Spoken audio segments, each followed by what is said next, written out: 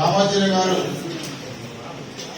పరమపదించిన సందర్భంలో ఏర్పాటు చేసిన ఈ నివాళి కార్యక్రమానికి అందరూ ఇచ్చేశారు.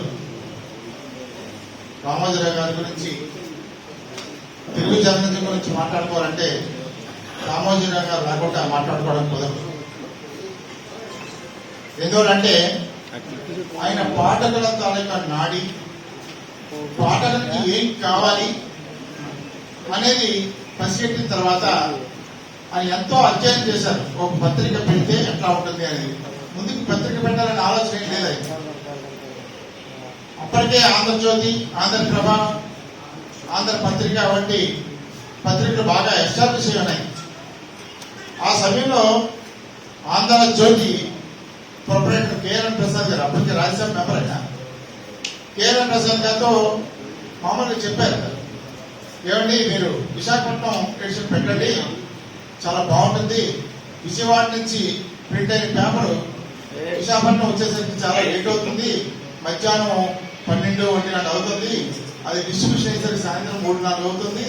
అందువల్ల మీకు నిజంగా వార్త చేరాల్సిన టైంలో పాఠకుడికి చేరట్లేదు, ఏదో పత్రిక చదవాలని చదువుతున్నారు తప్ప దాన్ని ఉపయోగపడే విధంగా చదవట్లేదని చెప్పి ఆయన సలహా ఇచ్చారు. ఇస్తే కేఎన్ ప్రసాద్ గారు నవ్వేసి, ఇది ఏమన్నా బాబు పచ్చ వ్యాపారం అనుకున్నావా, ఎక్కడ పడితే అక్కడ పెట్టడానికి కుదరదని చెప్పారు. అట్లాగా ఆయన మైండ్ లో మాత్రం ఉండిపోయింది, ఇది ఎలాగైనా విశాఖపట్నంలో ఎడిషన్ పెట్టాలి, పెడితే విశాఖపట్నం ఈ చుట్టుపక్కల ప్రాంత బలంపురం వరకు పత్రికని సకాలంలో అందించవచ్చు అనే ఆలోచనతో ఆయన ముందడుగు వేసి విశాఖపట్నంలో ఈనాడు పత్రికా కార్యాలయాన్ని ప్రారంభించడం జరిగింది. అయితే ఏదైతే రామాచార్య గారు అధ్యయనం చేసి దాన్ని ఏమనుకున్నారో అది కార్యరూపం దాల్చేసరికి అనుకున్న దానికన్నా ఎక్కువ స్పందన లభించింది ప్రజల నుంచి. అప్పటికేంటి ఈనాడు అనేది ఒక వర్డ్ ఎవరికి అలవాటు లేని వర్డ్. అంతవరకు ఆంధ్ర అనే పేరుతోనే పత్రికలు ఉన్నాయి. ఆంధ్ర పత్రిక, ఆంధ్రప్రభ, ఆంధ్రజ్యోతి అని ఆంధ్ర అనే పేరుతోనే ఉన్నాయి.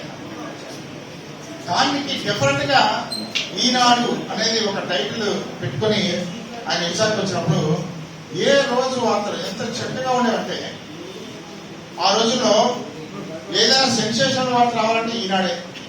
ఇంకొకటి ఏంటంటే ఈనాడులో వస్తేనే అది వార్త, ఈనాడులో వస్తేనే అది వార్త, కానీ ఈనాడు రాకపోతే అది వార్త కాదు.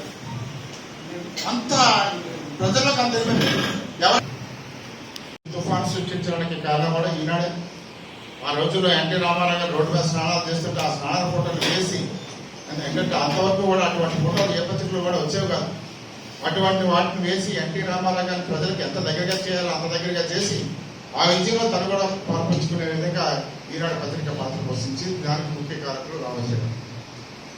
ఈ విధంగా ఈ పత్రిక పొలిటికల్ పత్రికలు అయిపోయినాయి, పెట్టుబడిదారి పత్రికలు పొలిటికల్ పత్రికలు అయిపోయినాయి. పూర్వం మన చిన్నప్పుడేమో విశాలాంధ్ర ప్రదర్శించి మాత్రమే రాజకీయ పత్రికలు ఉండేది.